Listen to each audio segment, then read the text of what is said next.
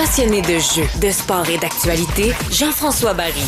Le gars le plus curieux à la radio. On va maintenant parler de finances avec Jean-Sébastien Jutras, planificateur financier à Jutras Gestion de patrimoine. Et je suis très content que tu parles de ce sujet-là. J'en ai fait mon édito hier. Ça m'a un peu troublé, même en fin de semaine, je te dirais.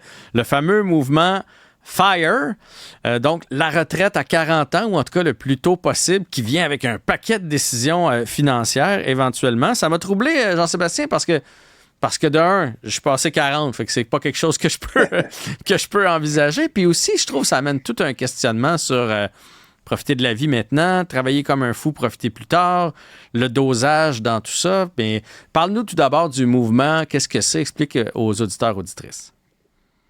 Ça fait jaser, ça, en fin de semaine, Jean-François, puis quand même pas mal, là, Ouais. des beaux articles dans le Journal de Montréal là-dessus. Le mouvement FIRE, en fait, là, c'est Financial Independence FIRE Early. Ça veut dire que je veux prendre ma retraite le plus tôt possible. En fait, puis pas nécessairement la retraite. On parle plus d'indépendance financière, mais l'objectif, c'est quand même de prendre une retraite qui est anticipée. Et il y a quand même ce mouvement qui est très jeune, évidemment, parce qu'on prend sa retraite jeune. Fait qu'il y a beaucoup de gens qui se retournent vers ça. Et là, il y a eu plusieurs articles en fin de semaine, plusieurs personnes qui contaient leur histoire là-dessus. Puis, très belle histoire. Puis, j'ai trouvé qu'il y a eu on avait les deux courants de pensée. Il y a des gens qui disaient c'est complètement ridicule. Ouais. Puis, il y a d'autres gens qui saluaient ce côté-là. Moi, je suis du côté des gens qui saluent ça. Moi, je me dis que j'arriverais pas à faire ça. Pas à cause de le fait de vouloir. C'est que j'aime travailler également, Jean-François. Mais j'ai trouvé que ça a divisé. Puis est-ce que ça a divisé à cause de la jalousie? Je sais pas. Il y a beaucoup de gens qui se sont dit c'est impossible de vivre comme ça. Puis à l'inverse, il y a des gens qui sont là-dedans qui ont dit non, c'est vraiment facile. Puis ça non plus, je suis pas d'accord avec ça parce que c'est pas 100% facile, on s'entend. Il y a déjà beaucoup de gens qui ont de la misère à épargner tout court. Fait que c'est pas facile de venir épargner autant d'argent. Ben, il y a des gens qui ont de la misère à payer leur loyer, là, présentement. Fait que de dire que c'est facile, c'est ça. Si tu fais un bon salaire, est-ce que tu peux faire des choix pour t'amener à l'indépendance financière? Probablement, mais trop facile, je suis pas d'accord. Puis, ils sont complètement cabochons, je suis pas d'accord non plus. On va y aller entre les deux. Mais il y a quand même là-dedans des espèces de modes de vie, là. Tu sais, il y en a qui sont plus radicales, il y en a qui sont entre les deux, il y en a que c'est vraiment je coupe tout pour profiter plus tard, il y en a qui veulent profiter un peu égal toute leur vie. Donc, c'est pas tout le monde qui est pareil dans le mouvement FIRE. Non, mais en gros, là, ça part avec des étapes. La première étape, c'est l'épargne agressive, là. Puis quand je dis agressive, c'est 50 à 60% de ton revenu si tu veux y arriver le plus vite possible. Évidemment, il y a des gens qui vont épargner 20-25%, qui est tout à fait admirable. C'est juste le fait d'en parler, Jean-François, c'est intéressant. Tu sais, si quelqu'un se disait, je vais épargner 5% de plus parce que j'aimerais ça, tant mieux, tu sais, ça aurait été bon, tous ces articles-là. Mais normalement, l'étape numéro 1, c'est de l'épargne agressive. Après ça, c'est des investissements qui sont intelligent, je vais le mettre en guillemets, je commence à investir sur le marché boursier, je vais investir dans des fonds négociés en bourse. Hein. Souvent, ces gens-là vont auto-gérer leurs trucs, donc vont faire des investissements qui sont relativement audacieux, agressifs, parce qu'on va aller chercher du rendement financier à long terme. Après ça, il faut calculer son indépendance financière, il faut faire son plan. Si tu as comment tu fais voir que écoute, Jean-Sébastien, attends un petit peu, ça coupe énormément. On va se débrancher, je pense, puis on va essayer de se rebrancher, ou c'est très rare que ça arrive avec Jean-Sébastien, mais bon, les connexions Internet, c'est les connexions Internet. Ce qu'il est en train de nous expliquer, dans le fond, c'est que c'est ça, 50 à 60% de ton salaire. Fait imaginez, vous faites 100 000, déjà, il vous en reste 60 000 dans vos poches, puis là, votre 60 000, vous en prenez, mettons, 30 000 en placement, ça vous laisse juste 30 000 pour vivre. C'est possible, là, mais c'est quand même des choix. Et après ça, oui, les placements autogérés, mais moi, puis là, je voulais en parler avec Jean-Sébastien, je mets comme un petit « haut » là, dans le sens, faites attention quand même à ça, là, se lancer, s'inscrire en ligne, commencer à nous-mêmes faire nos placements, prendre des actions, dire « je vais être audacieux », pogner une compagnie d'une mine qui va me trouver des diamants puis qui va me faire des profits exorbitants, c'est des long shots, comme on dit, puis c'est pas donné à tout le monde. Ça veut pas dire que vous allez toujours réussir. Puis des journées comme on a vécu là, quand la bourse recule de 7, 8, 10%, ça retarde votre échéance de retraite, là. Donc, c'est facile à dire, mais c'est plus difficile à faire. Ce que je suis en train de dire, Jean-Sébastien, parce qu'on t'a retrouvé, c'est que Tu parlais des gens font des placements audacieux, parfois par eux autres mêmes pour couper les frais au maximum. Il y a quand même un holà là-dessus, là, parce que quelqu'un qui se dirait hey, moi, je vais moyen qu'acheter des mines puis du produit pharmaceutique comme ça, un nouveau médicament, ou s'il trouve de l'or, ça va exploser dans mon compte. On peut se retrouver à l'effet inverse aussi si on ne connaît pas la bourse puis tout ça.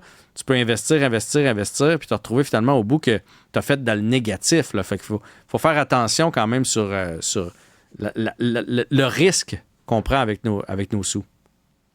Complètement. Puis, en fait, je pense une des conditions pour adhérer à ce mouvement-là au maximum, c'est que ça prend des connaissances financières. Fait que les gens doivent connaître, faire des lectures, apprendre comment le système, au niveau de la fiscalité, le système boursier fonctionne. Moi, ce que je dis, c'est qu'il faut quasiment avoir les connaissances de base d'un conseiller en services financiers quand même. Puis il y a beaucoup de gens au Québec qui ont le niveau de connaissance des gens en services financiers, mais ça prend ce niveau de connaissance de base-là parce que tous ces petits dollars-là, ça va faire une méga différence à la fin. Donc, tu as tout à fait raison qu'il faut comprendre le marché boursier parce que si on diversifie mal son portefeuille, là, on risque d'être vulnérable puis finalement pas atteindre ses objectifs parce que ça amène quand même des risques là, quand on parle de ce mouvement-là. Ouais. Bon, prenons l'exemple qu'on veut 60 000 pour vivre. Des exemples qui ont été quand même assez concrets là, dans les différents quotidiens. Fait que si vous connaissez un peu les mathématiques puis la finance, si vous mettez 1 million de côté, vous faites du 6 % par année, ça va vous donner votre 60 000. Vous touchez jamais à votre million. Vous comprenez? 1 million, ça donne 60 000 d'intérêts. Vous prenez le 60 000, le million est encore là l'année d'après. Donc, vous reprenez toujours un peu les intérêts. Mais il faut quand même le mettre de côté, ce million-là. Là. C'est pas en claquant des doigts. Fait que est-ce que c'est accessible pour le commun des mortels? Moi, je pense que malheureusement, là, comme je te dis, je ne suis pas un détracteur de ce mouvement-là, mais ce mouvement-là, c'est fait pour les gens qui ont des revenus élevés. Parce que, comme tu le dis, il faut monter un méchant capital rapidement pour l'atteindre. Puis si j'ai le revenu moyen, ça va prendre relatif. Là. Même si j'épargne, disons que je fais 40 000 puis j'épargne 50 % de 40 000 en bas après les impôts, j'ai même pas 20 000 à épargner. Là. Fait que 20 000, c'est beaucoup d'argent, mais s'il faut que je me rende à 1 million, 1,2, 1,3 million, finalement, ça va s'étirer jusqu'à 60, 65 ans. Fait que c'est un mouvement qui est malheureusement pas accessible à tous. C'est ceux qui ont vraiment un revenu qui est plus élevé qui vont réussir. Puis je dis pas que les gens sont pas capables de le faire. Il y a des cas d'espèces où les gens vont arriver, mais ça devient vraiment difficile lorsqu'on a des revenus dans la moyenne. Puis ensuite de ça, il faut s'assurer de l'indexation. Là, on parle beaucoup d'inflation. Un 60 000 aujourd'hui, mettons, tu prends ta retraite à 40, là, prenons l'exemple du 40.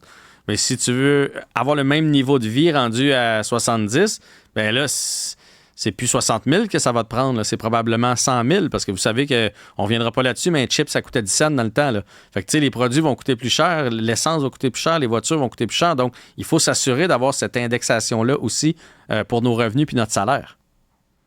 Dans les étapes pour faire ce plan-là, les étapes, c'est de se faire un plan financier pour arriver. Parce qu'on va souvent parler de ça, ça me coûte 50 000 net pour vivre, 60 000. Fait que je vais me bâtir sur ça, mais 60 000 à 40 ans, puis 60 000 à 90 ans, ça sera pas le même 60 000 $. Donc, si je bâtis un plan, puis même nous, les planificateurs financiers, quand on fait un plan, des fois, on a des clients qui disent 60 000 tout le temps, ça va être correct. Non, mais c'est parce que 60 000 en ta début de retraite puis à la fin de retraite, tu vas trouver que tu vis de pas grand-chose. Fait qu'il faut inclure cette inflation-là entre 2,5% par année. Là, tu sais, là, on a eu des inflations plus fortes que ça, mais en moyenne, normalement, c'est ça la cible de la Banque du Canada. Ouais. Fait qu'on se rend compte que ça prend pas mal plus d'actifs là, lorsqu'on prend pour acquis une inflation. Puis il y a des gens aussi dans leur plan que j'ai vu là, qui sont dans ce mouvement-là, qui calculent leur décès aux alentours ils disent l'espérance de vie aux alentours de 84, 85 ans. Mais lorsqu'on fait des plans de retraite, on va plutôt étirer aux alentours de 90, 92, 93 ans parce que ce qu'on veut pas arriver, Jean-François, c'est qu'à tes 85 ans, tu n'aies plus d'argent puis que tu sois encore en bonne santé. Les 5-10 dernières années vont être très, très, très difficiles. Puis peut-être que tu vas avoir besoin d'argent pour payer des soins parce que souvent, c'est ça. En fin de vie, on fait pas beaucoup d'activités, mais les soins de santé nous coûtent cher. Donc, ça prend de l'argent quand même. Donc, ça, c'est tous des facteurs à prendre en considération qui pourraient mettre en péril ce plan-là. Fait que c'est quand même risqué de prendre sa retraite aussi jeune. Ouais. On va aller à ton dernier point parce que tu disais, même si on fait de bons revenus puis qu'on se décide, il y a quand même plusieurs enjeux, des dangers, des contre-coups de la vie. Évidemment, ça t'amène un mode de vie austère. Il y a l'incertitude économique. Là, j'en parlais pendant que tu as été débranché, mais un moins 10 comme il est arrivé depuis 3 jours en bourse, ça se peut que tes revenus soient un peu moins au rendez-vous. L'épanouissement personnel et social, parce que on veut vivre aussi, on veut avoir des amis, on va aller au restaurant, on veut voyager. Puis finalement, les imprévus, parce qu'on n'est pas à l'abri personne d'un dégât d'eau, d'une toiture qui coule, on ne sait pas ce qui peut nous arriver. Là. Fait que c'est quand même 4 enjeux majeurs que tu peux me décortiquer. Oui, les imprévus, Jean-François, on ne se le cachera pas, là, ça peut venir casser ce plan-là. Un imprévu à 10 000 quand je dépense 50 dans mon année, si je n'ai pas de revenus, ça vient compliquer la vie. On peut le planifier quand même. Un point dans les 4 que tu as nommé, c'est l'épanouissement personnel et social. Si, Jean-François, à partir de tes 25 ans, tu travailles 80 heures par semaine comme un fou, t'épargnes, puis qu'à 40 ans, tu arrêtes d'un coup, je te garantis que tu risques d'avoir des problèmes au niveau de ta santé mentale parce que tu n'es pas habitué de tout d'un coup ne plus travailler. Tu pourrais le faire progressif, en fait, c'est ce que je conseillerais. Là. Je ne suis pas médecin, mais je conseillerais de le faire progressivement. Tu es habitué de travailler, puis tu es habitué d'épargner beaucoup. Puis ça, on le voit beaucoup avec les retraités plus âgés, là, des gens de 60-65 ans qui prennent leur retraite. Il y a souvent des anxiétés majeures au début de la retraite parce que les gens ne sont pas habitués de sortir, sont habitués de déposer. Fait que ça peut créer beaucoup d'anxiété. Fait que c'est bien beau faire ce plan-là, mais le but, c'est d'arrêter, mais peut-être potentiellement plus progressivement parce qu'on peut se développer certains problèmes de santé mentale avec ça. Au niveau de l'incertitude économique, tu en as parlé. Le marché boursier ne va pas toujours vous donner du 10-15 par année. Donc, si vous faites des plans à 15 de rendement, ça se peut qu'à un moment donné, vous vous retrouvez avec une année de moins 30 Si ça affecte complètement les plans, on avait mal planifié ce plan-là pour prendre notre retraite de manière anticipée. Puis finalement, Jean-François, il faut être capable d'avoir un mode de vie austère, dans le sens qu'il faut apprendre à se couper. Puis ça, c'est difficile. Je ne dis pas que c'est impossible, mais c'est difficile parce qu'on n'a pas été habitué à ça. Donc, on est habitué dans un monde de consommation, on dépense beaucoup, on s'amuse. Et là, tout d'un coup, on ne fait pas ça. Quelqu'un qui a vécu ça même à sa jeunesse avec sa famille, ça risque d'être plus facile. Mais quelqu'un qui change complètement son mode de vie pour ça, ça risque d'être difficile. Oui. Puis, tu sais, après ça, là, on pourrait parler de philosophie de vie. Moi, j'en ai parlé hier. Entre 20 et 40, là, il y a des Moses de belles expériences à vivre, puis on est fringant, on est en pleine forme, on a plein d'amis, on a de l'énergie.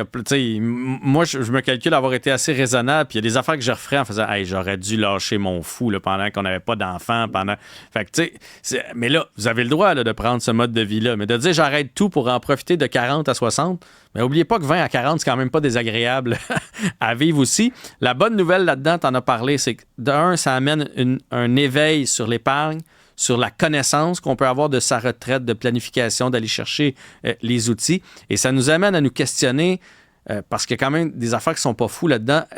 Puis là, je vais citer un économiste qu'on connaît bien, mais est-ce qu'on en a vraiment besoin? T'sais, parce que des fois, il y a des affaires, on s'embarque dans des paiements, une deuxième voiture, une décapotable, ça vient que des assurances, ça vient que des plaques, un changement d'huile, un changement de pneu, puis on réalise pas comment on engloutit là-dedans. Fait que le mouvement, vous pouvez adhérer ou pas, mais en conclusion, Jean-Sébastien, ce qu'on peut dire, c'est que au moins, ça amène à parler de finances, puis ça amène les gens à se questionner sur comment ils veulent dépenser leur argent puis comment ils veulent l'économiser. 100%. Juste le fait de parler de finances personnelles, je pense qu'au Québec, on gagne de ça. Donc, si c'est des gens qui ont des mouvements qui sont extrémistes, parce qu'on peut se le dire, c'est extrémiste, puis que ça attire des gens, puis que les gens commencent à lire là-dessus, c'est gagné. Fait que qu'on aime ou qu'on n'aime pas, je pense juste le fait d'en parler, c'est super intéressant pour tout le monde. Puis là, toi, t'as pas de recette miracle. Là. Mettons, je vais te voir, puis je dis, moi, je vais arrêter dans 2 ans. T'es pas capable de faire ça, là, hein? Jean-François, il a fallu qu'on s'en parle 15 ans plus tôt. 15 ans plus tôt, on aurait pu s'en occuper. 2 ans, on peut essayer, mais ça risque d'être plus complexe. C'est bon. Fait que si vous êtes plus jeune que moi, allez voir Jean-Sébastien Jutra, planificateur financier à Jutra Gestion de patrimoine. Merci encore une fois aujourd'hui. Merci Jean-François.